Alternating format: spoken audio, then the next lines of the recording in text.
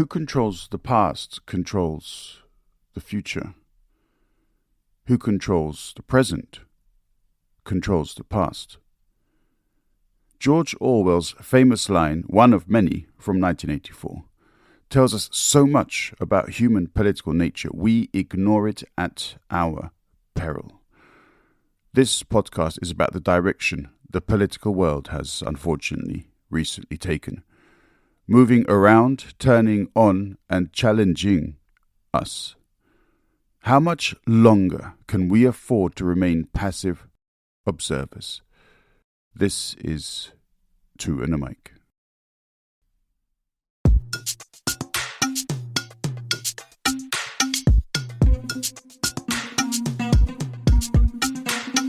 Dung weche pek kod welo mabiro e Two and a Mic. Dung parodit kod jok mawuoye Two and a Mic. Seche tin sud buta wawinji e Two and a Mic. Wola wachokre wabed piny bi wawinje ero chako Dungo mit ndi Two and a Mic podcast makende. Marketing, advertising, and even social media content for each of us are big deals. We need strategies. Well, some do, others just say whatever comes to mind. There are budgets, plans, professionals, research, etc. Politics is a different beast altogether. Politics appeals to another face of society, though there are similar protocols to be followed.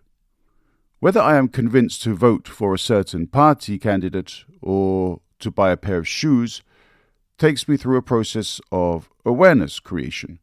That awareness requires at least two stages, where I am now either impoverished or in need of shoes, and takes me to where I want to be, with a bit of financial security or a nice pair of shoes. The trick is perhaps to be found in how it drives me in a particular direction. If my financial security is threatened by newcomers in my industry, then I need to consider which group of individuals is likely to support me. A conservative candidate would probably support older and more experienced people. Younger people tend to have new ideas, they are idealistic, and they see rebellion as a bit of fun. Older people might not have that level of fight in them. They may prefer to take an easier path because, well, they deserve it. If that is the case, then a conservative leading candidate would present arguments to that effect. A more progressive candidate might put the argument differently. They may say there is room for both older and younger workers, if only the bosses paid themselves less. If I am convinced that I need new shoes, the choice is simpler and has less influence on society, I would hope. Brand A may awaken my awareness to the need to change shoes, but I may realize that actually brand D is more for me. The shape, style, color, comfort, and particularly the price may suit me better. There is no need to consider brand loyalty in this case. People obviously differ. In politics, we go through a different process. If Party A catches my attention with a slogan and it makes sense, I will do some research and find out more about it. It has made me curious to learn more. Then I will look at the background behind the policy suggestion and consider which party actually addresses the issue best, if indeed the issue is really as it has been explained. Not every party tells the truth, you know. In modern politics, players have been added to the mix that we were not aware of so much in the past. Lobbyists have existed for a long time, but they were simply not known to the wider public, not in the way they are today. Research institutes, foundations, and XYZ-attached structures and clubs and associations have become intricate moving parts behind a number of political machines in many different countries that produce work on behalf of ideologies that promote politicians and parties slightly outside the official framework. They organize conferences and panel discussions and lectures. They invite important people, and by having one or two prominent and successful people on the flyers, slightly lesser important people also need to turn up, lest they lose out on a potentially beneficial evening. This is not a conspiratorial activity. It is normal, ambitious human behavior. In times of old, when people higher up in aristocratic ranking visited, it was imperative that every lesser noble attend, otherwise it was considered an insult. So much of this behavior has remained in modern consciousness. On the other hand, what is there to lose?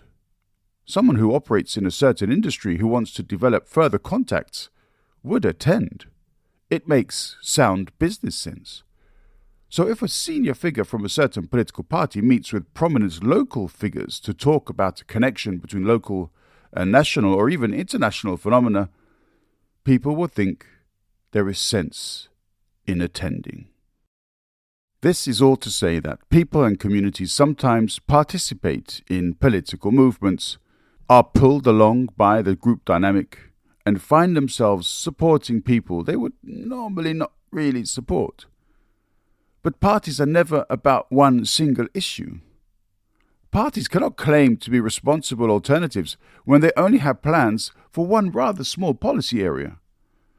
Running a community requires levels of understanding and oversight that most reactionary politicians will never truly fathom. Bluster and populism and silly humour won't protect health systems, keep energy prices low, or prevent our children going to wars in countries a lot of people can't even locate on a map. And to be honest, they've never actually attacked us. In some cases, people try to defend policies that actually contradict other policies. This is an easy example to give. In countries where right-wing extremism is growing, these politicians talk about boats of immigrants or people crossing borders illegally. On the other hand, they promote or defend genocide and war in the regions where many immigrants come from. If Village A throws a bomb at Village B, it's likely that whoever survives Village B is going to get the hell out of there. They will probably avoid Village A, so they will go, in alphabetical order, to villages C, D, and E. If they find these villages to be too small to house them, feed them, and provide them with opportunities to live, they will keep moving. People want to live. Life is about surviving. The more a person feels unsafe, the further they are willing to travel to feel safe. So why do so many far-right and right-wing parties advocate war? Why do they defend warmongers? Why do they protect criminals? Why do they deliberately create the very immigrants they want to keep away? What we don't see, because we do not have vast governmental apparatus at our fingertips, is just how involved our governments are in activities around the world that we would not necessarily agree with. One of the first times that this came to public light was when a CIA agent was caught in Nicaragua doing things he shouldn't be. The House of Cards then collapsed and led to what became known as the Iran-Contra affair. Do people really believe this was the only operation of questionable morality that has ever taken place by our governments? Do we truly believe that history is a single line of events that has occurred conveniently in a way as to make it easier for us to understand who was doing what, where, and why, so we can draw a wonderful chronological order in history tests from one event to another? We see messaging today, either from politicians, journalists, or by teachers who have to follow a curriculum based on political censorship that has gone through a long line of people before it has been validated for production or expression. When we are taught in schools about the slave trade, it is usually through the eyes of particular participants. "We ended the slave trade," the British would shout, yet completely ignore the courage of Haitians in pushing out their slaver imperialists and then keeping them out. The histories will also not mention that Haiti had to pay those slaver colonialists so much money, and until so recently, that it impoverished the nation. Haiti made its last payment to France in 1947. We are made to look at the world in ways that seek to impress upon us the importance of the new over the relevance of the old. Here is a silly example. The Premier League came into effect in 1992. Since then, a lot of records mentioned refer to the Premier League era. It is true that commentators talk about past records and that past greats are not completely forgotten by fans and clubs, but these would be people and organizations with specific interests and knowledge to defend and to highlight. Among the top 10 all-time goal scorers in English football history, only one player in the Premier League era, Alan Shearer, who comes in at number 5, makes an appearance. Alan Shearer scored 283 goals, while Jimmy Greaves scored 357, and in much fewer games. In the case of politics, similar situations arise. Most of our history is split into phases. People specialize in different phases. For the purpose of modern politics, we tend to look at things in smaller phases. Post-war is a big one. It means we look at our countries from 1945 onwards. That means certain countries are painted in a positive light. They fought the Nazis and the fascists who committed the Holocaust. They fought for freedom and they fought for good. This time frame, unfortunately, cuts out a lot of colonial depravity carried out by those very same saviour, freedom-loving, concentration camp liberating nations. This is not a coincidence. This time frame also sets back gender equality, which after the First World War had seriously grown into a thing. In the after-war period, conservative values once more came to the fore. What this time frame also removes from our attention is the imperialist struggles among the imperialist colonial nations to control regions, their resources, and manage their politics. The very same nations that drew lines on different continents and forced cultures to accept vast changes to their social and political realities because doing so benefited the colonial powers alone. Locals were not asked if they wanted it. Nobody consulted with indigenous people whether a line should be drawn here or there.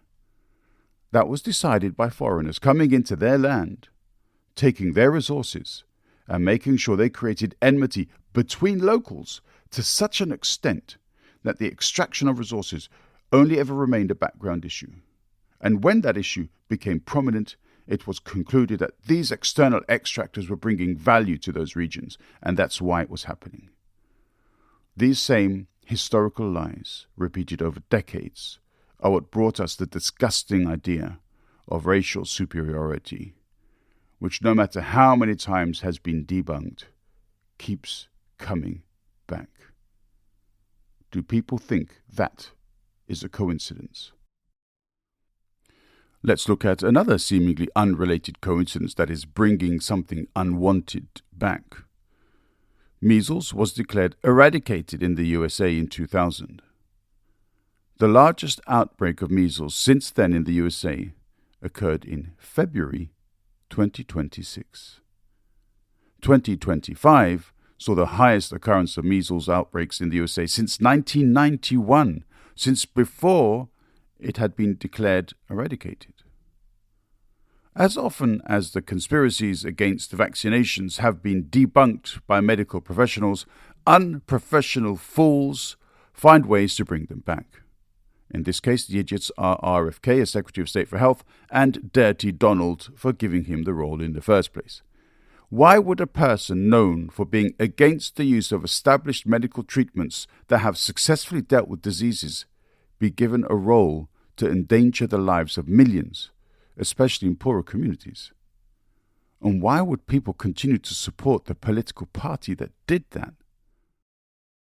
By hiding vast amounts of historical evidence, by confusing historical and political narratives, by creating false explanations and having them repeated over and over by seemingly respectful organizations and respectable characters, people are controlling how we look at history. These people are also responsible for managing the education of our children. These people are making sure that certain kinds of ideas do not get much airtime from official channels. These people are buying up legacy news outlets. These people are buying their way into legitimacy.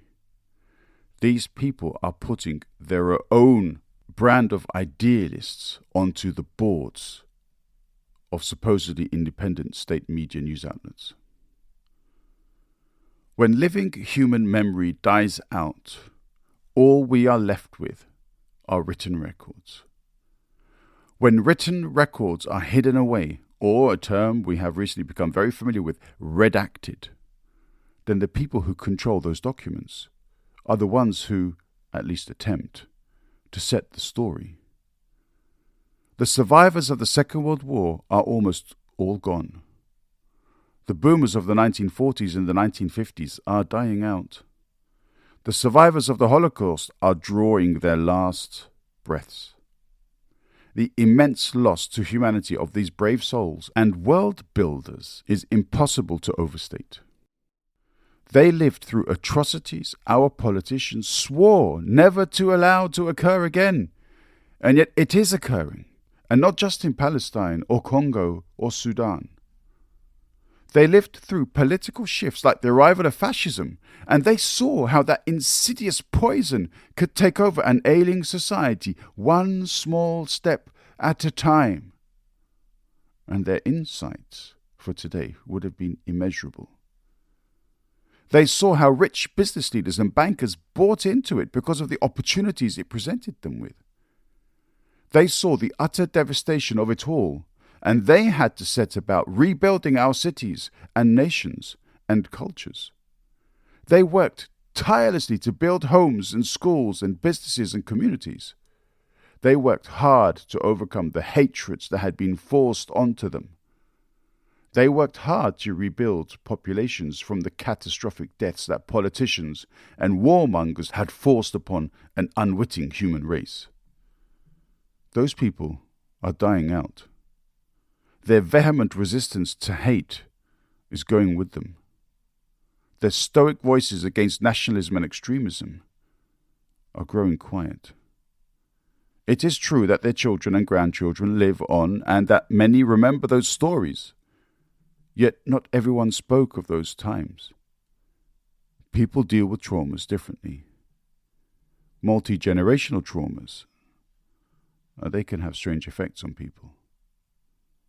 So 81 years after the end of that disgusting event, the Second World War, we find ourselves in a situation where largely left-leaning and progressive younger generations are being fought against by establishment plans, by repurposed law enforcement divisions, and by political parties claiming to want to defend the youth and the future while protecting child sexual predators, child sexual abusers, and powerful and rich people caught up in child sexual trafficking.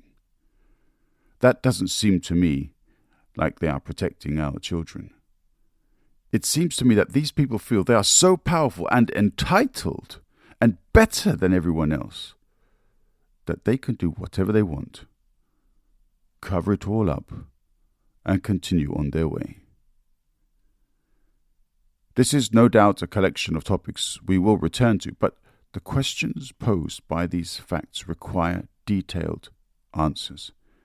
The lies emerging from the mouths and pens of our politicians and their parties and business backers need to be challenged and critically analyzed.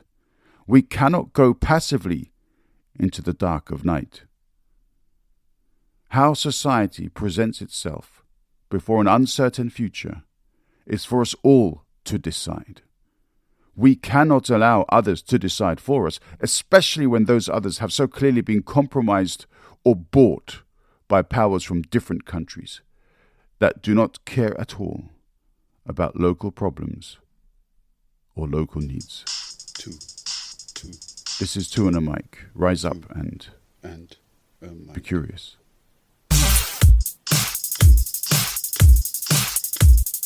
Two and a mic.